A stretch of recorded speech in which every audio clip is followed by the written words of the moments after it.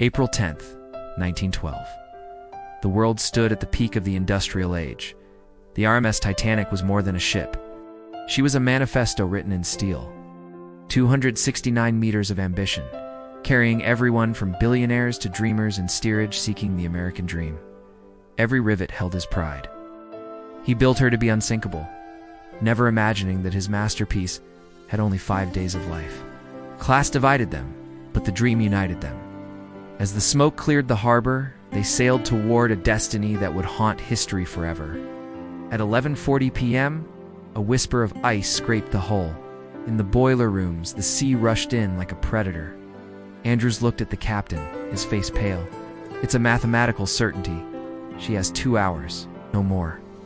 The cry, "Women and children first," echoed across the deck. This wasn't just a rule. It was the final code of honor. Families were torn apart in seconds. One last kiss. One last lie of, "I'll see you in the morning." While the world fought for a seat, Ida Straus chose to stay. She gave her fur coat to her maid and whispered to her husband, "Where you go, I go." Wealth became dust. Love became eternal. They had no life jackets, only their instruments. They played to drown out the screams, providing a holy soundtrack to the end of the world.